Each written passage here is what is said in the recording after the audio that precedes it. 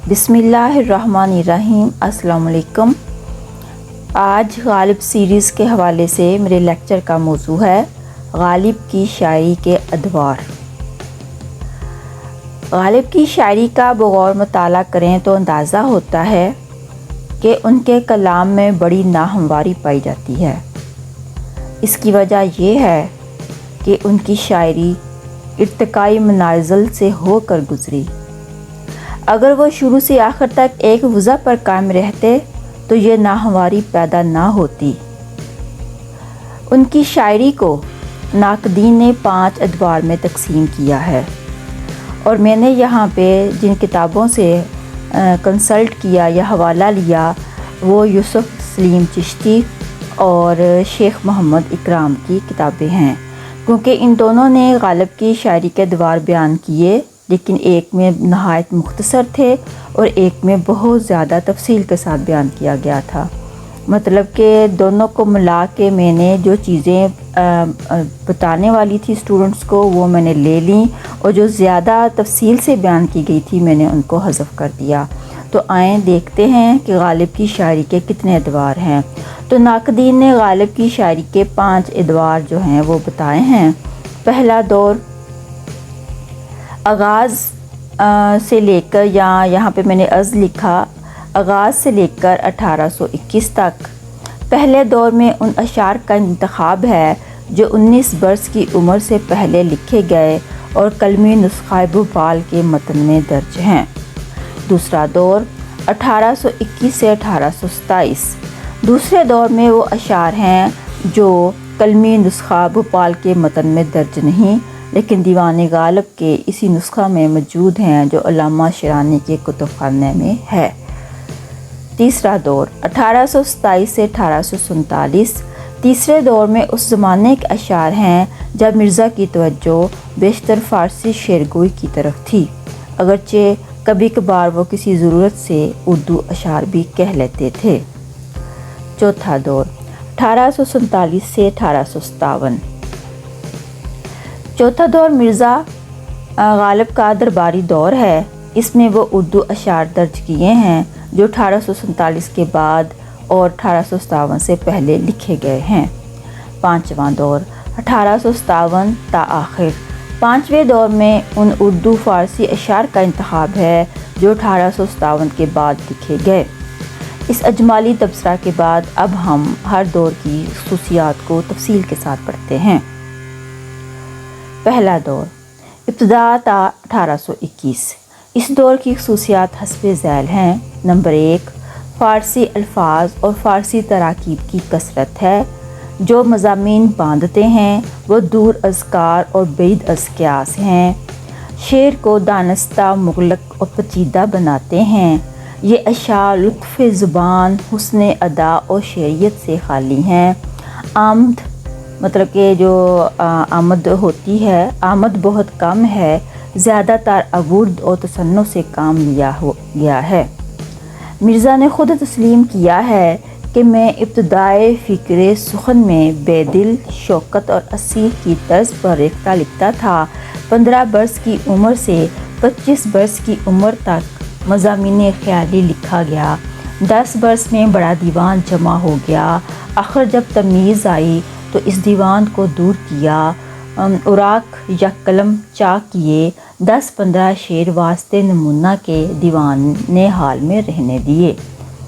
इस दौर की शायरी का अंदाज़ा इस मतला से हो सकता है। वो कहते हैं, कतराए मैं बस के हैरत से नफस परवर हुआ। कतराए में बस के हैरत से नफस परवर हुआ। ख़ते जामे में सरासर रिश्ताए गोहर हुआ। अब यहाँ पे इस शेर का मतलब क्या है? वो कहता है कि शराब का जो कतरा है, जाम है, वो नफस परवर हो गया, बिल्कुल मुंजमद हो गया, जाम हो गया। किसको देख के? अब यहाँ पे इस बात का जिक्र नहीं है कि वो किस वजह से हो गया, کیونکہ یہاں پہ اگلے مصرعے میں وہ لکھتا ہے کہ خط جامع میں سراسر رشتہ گوہر ہوا، یعنی کہ وہ جو قطرہ جم گیا تو وہ ایک موتی کی صورت یا ایک موتی دھاگے میں پرویا گیا اور ایک جو ہے موتیوں کی لڑی بن گئی اس شراب کے قطرے سے۔ لیکن یہاں پہ انہوں نے اس بات کا کہیں ذکر نہیں کیا کہ وہ کس وجہ سے جو شراب کا قطرہ ہے وہ کیوں جم گیا، منجمد کیسے ہو گیا، اس نے کیا ایسی چیز دیکھ لی۔ تو جب ہم اس کی شرح دیکھتے ہیں تو مختلف شارحین نے لکھا ہے کہ اگرچہ کہ غالب کا یہ شعر لکھنے کا مقصد یہ تھا کہ جو جام کے اندر مے ہے وہ محبوب کے لبوں تک پہنچی تو اس کے حسن کو دیکھ کے وہ بالکل منجمد ہو گیا، اس کا سانس اندر سے ختم ہو گیا، اور جب وہ منجمد ہو گیا تو وہ ایک موتی کی شکل اس نے اختیار کر لی، یعنی کہ وہ محبوب کے حسن کو برداشت نہ کر سکا۔ اب اس طرح کی شاعری جو ہے وہ غالب نے کی پہلے دور میں۔ اس شعر پر ان کا تبصرہ قابل غور ہے کیونکہ اس کو پڑھنے کے بعد اس دور کی خصوصیت بالکل عیاں ہو جاتی ہے۔ کہتے ہیں کہ اس مطلع میں خیال ہے دقیق مگر، اب کیا ہے جی، وہ فارسی کا اندر جملہ لکھتے ہیں، وہ کہتے ہیں کوہ کندن او کاہ بر آوردن، کہ ہم پہاڑ کھودیں اور اس کے اندر سے صرف ایک بھس نکلے، چھوٹا سا تنکا نکلے والا معاملہ ہے، یعنی لطف زیادہ نہیں ہے۔ در حقیقت یہ تبصرہ اس دور کی پوری شاعری پر حاوی ہے، یعنی کہ اگر یہ تبصرہ اس شعر کے حوالے سے ہے تو اس دور میں جتنی بھی شاعری کی گئی ہے وہ ایسے ہی ہے کہ باتیں بڑی بڑی کی گئی ہیں لیکن اندر سے جو خیال ہے وہ کچھ نہیں نکلتا۔ نمبر 8، اس دور کے زیادہ تر اشعار بعید از فہم ہیں، کیونکہ جیسا کہ انہوں نے خود اعتراف کیا اس دور کے اشعار کے بیشتر مضامین محض خیالی ہیں۔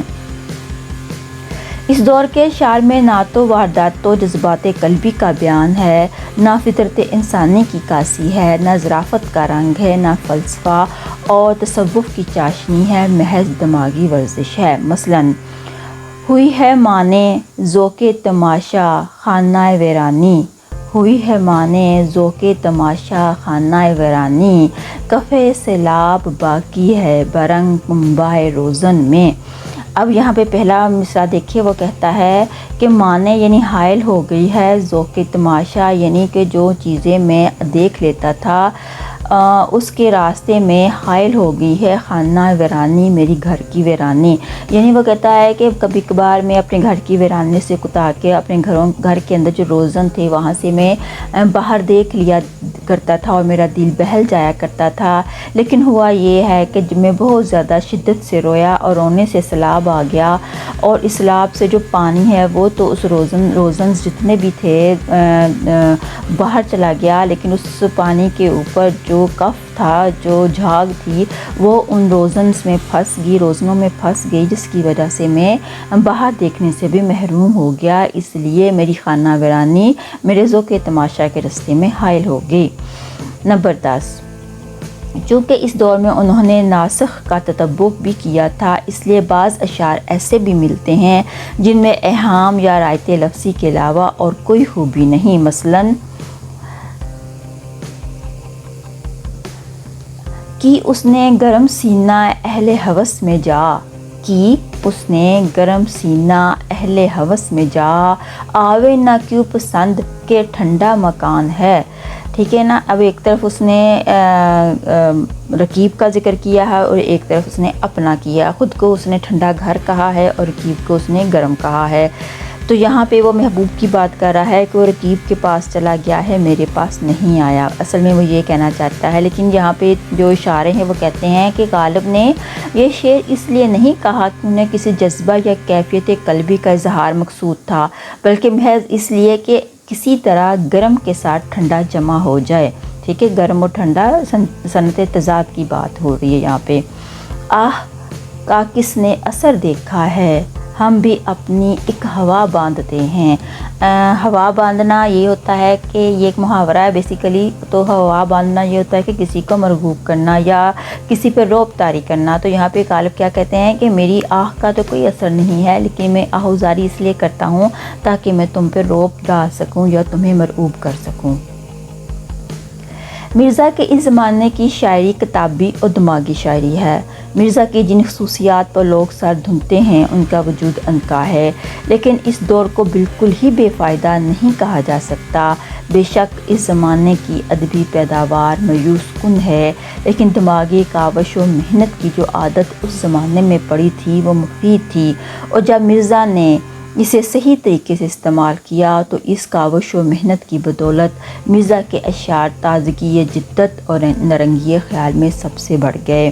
یقین سے تو نہیں کہا جا سکتا کہ مرزا نے یہ طرز شاعری کب ترک کیا، لیکن چونکہ نسخہ حمیدیہ میں صاف اور اعلیٰ درجے کے اشعار کی تعداد کافی ہے، اس لیے قرین قیاس ہے کہ 20-22 سال کی عمر تک، یعنی دہلی آنے کے 5-6 سال بعد وہ ابتدائی طرز بالکل ترک کر چکے ہوں گے۔ مرزا نے جس طرح اپنا اسلوب شاعری بدلا، اس کا اندازہ اس امر سے ہو سکتا ہے۔ ذیل کے مطلوں والی غزلوں اور اپنی اردو کا بہترین قصیدہ وہ 25 برس کی عمر سے پہلے لکھ چکے تھے۔ اب یہاں پہ ان کے کچھ اشعار ہیں۔ حسن غمزے کی کشاکش سے چھٹا میرے بعد، بہارے آرام سے ہیں اہل جفا میرے بعد، آہ کو چاہیے ایک عمر اثر ہونے تک، کون جیتا ہے تیری زلف کے سر ہونے تک، درد سے میرے ہے تجھ کو بے قراری، ہائے ہائے کیا ہوئی ظالم تیری غفلت شعاری، ہائے ہائے۔ ویسے یہ ظاہر ہے کہ 20 سے 25 برس کی عمر تک مرزا نے جو اشعار لکھے وہ اس زمانے کی یادگار ہیں، جبکہ ان کی زبان آہستہ آہستہ صاف ہو رہی تھی اور خیالات اور مضامین بھی شگفتہ اور سہل فہم ہوتے جاتے تھے۔ اس دور ارتقاء کے کئی اشعار ایسے ہیں جن میں بیدل کا رنگ غالب ہے اور کئی نہایت صاف، مثلاً رات کے وقت میں پیے ساتھ رقیب کو لیے، آئے وہ یہاں خدا کرے پر نہ خدا کرے کہ یوں، میں نے کہا کہ بزم ناز چاہیے غیر سے تہی، سن کے ستم ظریف نے مجھ کو اٹھا دیا کہ یوں۔ دوسرا دور 1821 سے 1827، اس دور کی خصوصیات حسب ذیل ہیں۔ اس دور میں انہوں نے اردو شاعری کی طرف کم توجہ دی، فارسی تراکیب اور ثقیل الفاظ کا استعمال کم ہو گیا، بیدل کی بجائے نظیری کا رنگ غالب ہے، خیالی مضامین کم نظر آتے ہیں، عاشقانہ رنگ نمایاں ہے، فطرت انسانی کی عکاسی بھی پائی جاتی ہے، زندگی کے حقائق پر توجہ مبذول ہے، کلام میں بالغ نظری کے شواہد ملتے ہیں۔ عشق کہتا ہے کہ اس کا غیر سے اخلاص حیف، عشق کہتا ہے کہ اس کا غیر سے اخلاص حیف، عقل کہتی ہے وہ بے مہر کس کا آشنا، تمہاری طرز روش جانتے ہیں ہم کیا ہے، رقیب پر ہے اگر لطف تو ستم کیا ہے، مت پوچھو کہ کیا حال ہے میرا تیرے پیچھے، تو دیکھ کہ کیا رنگ ہے تیرا میرے آگے، دیکھنا تقریر کی لذت کہ جو اس نے کہا، میں نے یہ جانا کہ گویا یہ بھی میرے دل میں ہے، غالب رندی اور درویشی، خوشی اور افسردگی، بے قراری، دور سلیم و رضا، ان سب منزلوں سے گزر چکے تھے وہ، اور اس پر ترا یہ کہ وہ اپنی ذہنی مشاہدات پر اس طرح ٹھنڈے دل سے اور جذبات و احساسات کو قابو میں رکھ کر غور کرتے جس طرح ایک سائنسدان اپنے کیمیائی تجربات کو دیکھتا ہے۔ ابن مریم ہوا کرے کوئی، میرے دکھ کی دوا کرے کوئی، کون ہے جو نہیں ہے حاجت مند، کس کی حاجت روا کرے کوئی، کیا کیا خضر نے سکندر سے، اب کسے رہنما کرے کوئی، جب توقع ہی اٹھ گئی غالب، کیوں کسی کا گلہ کرے کوئی، کوئی امید بر نہیں آتی، کوئی صورت نظر نہیں آتی، موت کا ایک دن معین ہے، نیند کیوں رات بھر نہیں آتی، آگے آتی تھی حال دل پہ ہنسی، اب کسی بات پر نہیں آتی، جانتا ہوں ثواب طاعت و زہد، پر طبیعت ادھر نہیں آتی، ہم وہاں ہیں یہاں ہم کو بھی کچھ ہماری خبر نہیں آتی، تیسرا دور 1827 سے 1847، اگرچہ اس دور میں بھی ان کی توجہ زیادہ تر فارسی شاعری پر مبذول رہی، لیکن اردو شاعری بھی عروج پر نظر آتی ہے۔ بعض بہترین اردو غزلیں اسی دور میں لکھی گئیں، مثلاً ملتی ہے ہوئے یار سے نارے التحاب میں، ملتی ہے ہوئے یار سے نارے التحاب میں، کافر ہوں گر نہ ملتی ہو راحت عذاب میں۔ اب یہاں پہ ہوئے یار محبوب کی عادت سے نارے التحاب، التحاب ہے نار کہتے ہیں آگ کو، التحاب ہے مزید بھڑکنا، مطلب کہ جو آگ ہے جب وہ مزید جو اس نے بھڑکنا سیکھا ہے وہ میرے محبوب کی عادت سے سیکھا ہے۔ آگے وہ کہتا ہے کافر ہوں گر نہ ملتی ہو راحت عذاب میں، اگر وہ کہتا ہے کہ مجھے عذاب میں راحت نہ ملتی ہو تو میں کافر ہو جاؤں، یعنی کہ وہ کہتا ہے کہ مجھے بہت زیادہ راحت نصیب ہوتی ہے، میں جھوٹ نہیں بول رہا۔ در حقیقت وہ اس میں کیا کہنا چاہتے ہیں کہ جو محبوب ہے، یا آپ کی جو محبوب چیز ہوتی ہے آپ کو دکھ دے تو وہ دکھ بھی آپ کو دکھ نہیں لگتا بلکہ سکھ لگتا ہے۔ شروع میں ان کی توجہ زیادہ تر اردو کی طرف تھی اور فارسی کی طرف بہت کم، لیکن سفر کلکتہ سے کچھ عرصہ پہلے انہوں نے فارسی شعر گوئی پر زیادہ توجہ شروع کر دی، اور اس سفر کے دوران میں متعدد فارسی غزلیں، ایک بلند پایہ فارسی مثنوی اور کئی ایسے فارسی قصائد لکھے جو ایک نو مشق کا نتیجہ فکر نہیں معلوم ہوتے۔ مرزا کی ان فارسی غزلیات میں وہ اجنبیت اور غرابت نظر نہیں آتی جو ان کی ابتدائی اردو غزلیات میں نمایاں ہے، پھر بھی ان غزلیات اور بعد کی بلند پایہ فارسی غزلیات میں واضح فرق ہے۔ یہ بھی ایک دلچسپ حقیقت ہے، اگرچہ مرزا کی اس زمانے کی فارسی غزلیں دقیق اور خیالی مضامین سے پر ہیں، لیکن اس زمانے کی فارسی مثنویات اور قصیدے ان نقائص سے بری ہیں۔ تحفۃ الدیر اور باد مخالف دونوں کی زبان، یہ مثنویاں ہیں غالب کی، ٹھیک ہے، دونوں کی زبان بہت صاف اور شگفتہ ہے، اور فارسی مثنوی ابر گوہر بار بھی اسی زمانے کی یادگار ہے۔ مرزا اپنے فارسی کلام کو اردو کلام کے مقابل میں جس قدر اہم سمجھتے تھے اس کا اظہار انہوں نے اشعار اور خطوں میں جا بجا کیا، اور حقیقتاً جب ہم دیکھتے ہیں کہ 30 برس کی عمر سے 50 برس کی عمر تک انہوں نے زیادہ فارسی زبان میں شعر لکھے تو مرزا کا یہ اظہار خیال کچھ عجب معلوم نہیں ہوتا۔ لیکن مرزا کے فارسی کلام کی اہمیت محض شخصی نہیں، ان کا فارسی کلام صرف اس لیے عام نہیں کہ اردو کے بہترین شاعر کا نتیجہ فکر ہے، بلکہ فی نفس سے ہی اس کلام کا مرتبہ بہت بلند ہے۔ فارسی قریباً 60-800 سال تک شمالی ہندوستان کی ادبی زبان رہی ہے، اور اس دوران میں بہت سے خوشگو فارسی شعراء اس سرزمین میں پیدا ہوئے ہیں، لیکن اقبال اور شاید امیر خسرو کے سوا کوئی ہندوستانی فارسی شاعر ایسا نہیں جس کا مرتبہ غالب سے بلند ہو۔ چوتھا دور 1847 سے 1857، چونکہ اس دور میں مرزا دربار شاہی سے وابستہ رہے، اس لیے انہوں نے اردو شاعری کی طرف زیادہ توجہ کی۔ اس کی خصوصیات ہیں جی، زیادہ تر غزلیں لکھیں، انداز بیان میں پختگی پیدا ہو گئی، لطف زبان ہر جگہ نمایاں ہے، طنز، شوخی اور ظرافت کا رنگ غالب نظر آتا ہے، بعض غزلوں میں ذوق کا رنگ جھلکتا ہے، یعنی روزمرہ اور محاورہ کی چاشنی پائی جاتی ہے۔ مثلاً وائز نہ تم پیو نہ کسی کو پلا سکو، کیا بات ہے تمہاری شراب طہور کی۔ اس شعر میں طنز بھی ہے، سلاست بھی ہے اور لطف بھی ہے۔ اس دور کی سب سے بڑی خصوصیت یہ ہے کہ اکثر اشعار میں معنی کی ایک دنیا آباد نظر آتی ہے۔ دوسری خصوصیت یہ ہے کہ جذبہ میں تخیل کو اس طرح سمویا ہے کہ ورائے شاعری چیزیں دیگر، یعنی شاعری کے علاوہ کوئی اور چیز ہی وجود میں آ گئی ہے۔ مثلاً وفا کیسی کہاں کا عشق جب سر پھوڑ نہ ٹھہرا، تو پھر اے سنگ دل تیرا ہی سنگ آستاں کیوں ہو۔ تیسری خصوصیت وہ شوخی اور ظرافت ہے جس سے ہم مرزا کی شاعری کا دگرائے امتیاز کہہ سکتے ہیں۔ دگرائے امتیاز، امتیاز کی نشانی یا علامت۔ جس طرح ابتدائی دور کا کلام پڑھنے سے طبیعت میں انقباض پیدا ہوتا ہے، انقباض کا مطلب ہے جس سے آپ کو کوفت ہو، جس کو پڑھ کے آپ کو الجھن ہو، یا خوشی کا اپوزٹ۔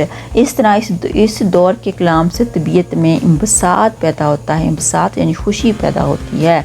مثلاً پہلا شعر: ان پری زادوں سے لیں گے خلد میں ہم انتقام، قدرت حق سے یہی حوریں اگر وہاں ہوں گی، بازیچہ اطفال ہے دنیا میرے آگے، ہوتا ہے شب و روز تماشا میرے آگے، یہ نہ تھی ہماری قسمت کے وصال یار ہوتا، گر اور جیتے رہتے یہی انتظار ہوتا۔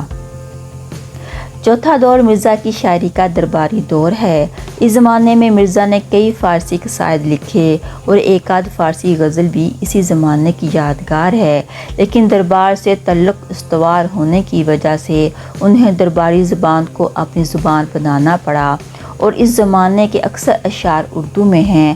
بیشتر غزلیں ہیں جو مرزا نے بادشاہ کو خوش کرنے یا کلا کے مشاعروں میں پڑھنے کے لیے لکھیں، لیکن ان کے علاوہ بادشاہ یا شہزادوں کی تعریف میں قصائد اور قطعات بھی ہیں۔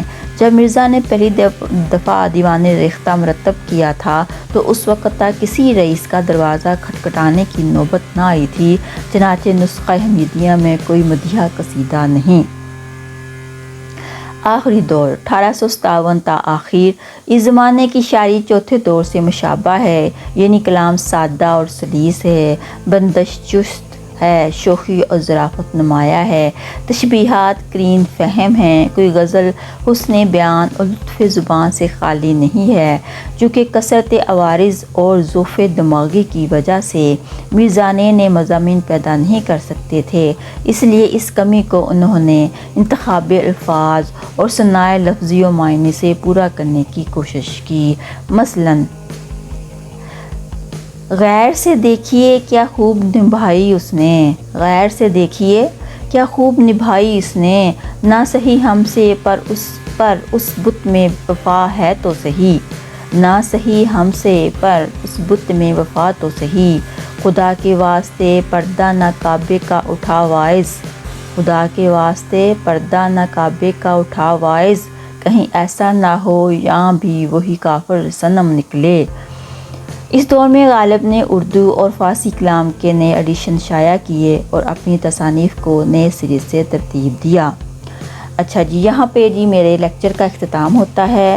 تھوڑا سا یہ لیکچر لینتھی ہو گیا ہے، بلکہ میں نے خود اس میں تھوڑی سی تفصیل ڈالی ہے تاکہ جو اسٹوڈنٹس میرے لیکچر کو سنیں انہیں مکمل معلومات ملے۔ تو تھوڑا سا اس میں میں نے پوائنٹس بھی بنا دیے ہیں، تفصیل بھی دے دی ہے، تو یہ ہر طرح سے آپ کے لیے یہ کارآمد ہے۔ آپ اس کو دیکھیں، پڑھیں اور دیکھیں کہ غالب کی شاعری کے کتنے ادوار ہیں، اور اس کے ساتھ مجھے اجازت دیں۔ اللہ حافظ۔